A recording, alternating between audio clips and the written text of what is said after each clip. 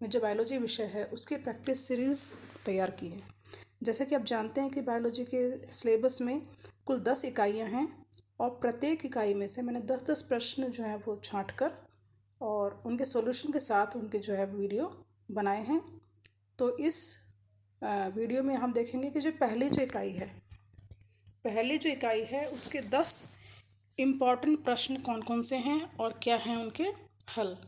तो देखते हैं, ये हमारा जो है पहला जो पेपर जो है फर्स्ट यूनिट का, उसके 10 इम्पॉर्टेंट प्रश्न कौन कौन से हैं। जैसे पहला प्रश्न है अनिषेक बीजता किसे कहते हैं। दूसरा है मूल कर्तन द्वारा कायिक प्रवर्धन के 2 उदाहरण बताइए। तीसरा परागकण का अंत्यचोल किसका बना होता है। चौथा दूब घास में किसके द्वारा कायिक प्रवर्धन होता है। पांचवा पोलन किट क्या होता है। छठा टैप्टम के 2 कार्य लिखिए। सातवां यूबिश्काएं क्या होती हैं। आठवां कैक्टेसी कुल में किस प्रकार के बीजांड पाए जाते हैं। नौवां पोलोगोनियम भ्रूण कोश का नामांकित चित्र बनाइए। 10वां त्रिकसलियन का क्या महत्व है। अब जो पहला जो प्रश्न है अनिषेक बीजता किसे कहते हैं। तो अनिषेक बीजता क्या है। पादपों में बिना निषेचन या युग्मक सलियन के फल व बीज का बनना अनिषेक बीजता कहलाता है। इसे पार्थेनोकार्पी या फिर एगैमोस्पर्मी भी कहते हैं इंग्लिश में। दूसरा जो प्रश्न है मूल कर्तन द्वारा कायिक प्रवर्धन के 2 उदाहरण बताइए। तो इस तरह के प्रश्न भी आ सकते हैं कि मूल कर्तन से या तने से या पत्तों से कायिक प्रवर्धन के उदाहरण बताइए। तो मूल कर्तन के 2 उदाहरण हैं शकरकंद और डहलिया। तीसरा प्रश्न है परागकणों का अंतःचोल किसका बना होता है। हम जानते हैं कि परागकण जो है उनके 2 चोल होते हैं, बाह्यचोल और अंतःचोल। बाह्यचोल है जो है वो स्पोरोपोलिन नामक पदार्थ का बना होता है और जो अंतःचोल जो है, ये प्रश्न अंतःचोल पर है, तो अंतःचोल सेलुलोज एंड पैक्टिन का बना होता है। चौथा प्रश्न दूब घास में कायिक प्रवर्धन किसके द्वारा होता है। तो दूब घास में कायिक प्रवर्धन तने, इसे ऊपरी भूस्तारी भी कहते हैं, के द्वारा होता है। पांचवा प्रश्न पोलन किट क्या होता है। ये एक इम्पॉर्टेंट प्रश्न है और ये कई बार बोर्ड परीक्षा में पूछा जाता है। तो कीट परागित पुष्पों के परागकणों की सतह पर एक तैलीय परत पाई जाती है जिसे पोलन किट कहते हैं और परागकणों का विशेष रंग, चिपचिपापन एवं गंध इसी के कारण होती है। अगला प्रश्न टैप्टम के 2 कार्य बताइए। हम जानते हैं कि लघु बीजाणु धान्य की सबसे जो आंतरिक परत है उसे हम टैप्टम कहते हैं।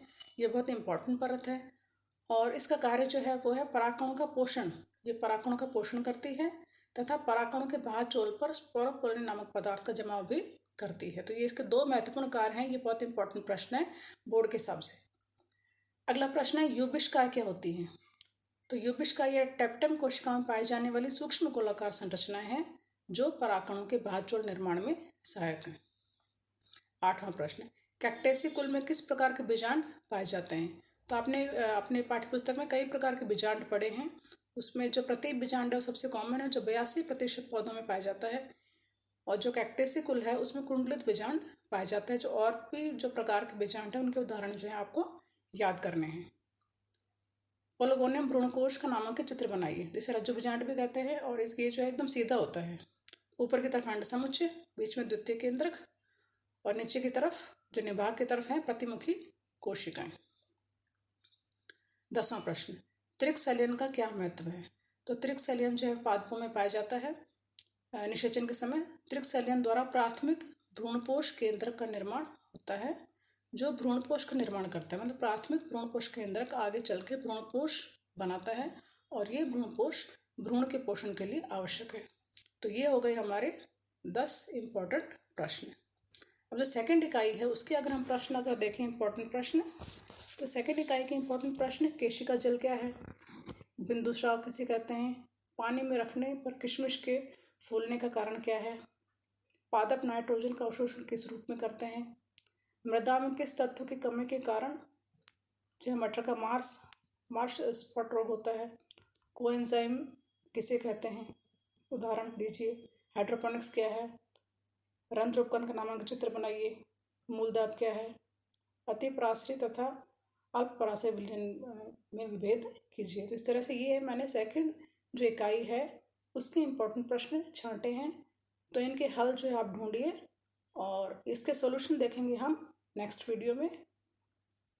तब तक के लिए जो है आप जो है आगे पढ़िए अपने सेकंड इकाई के बारे में और चैनल को सब्सक्राइब कर लीजिए ताकि अगला वीडियो आपको तुरंत प्राप्त हो जाए। Thanks for watching.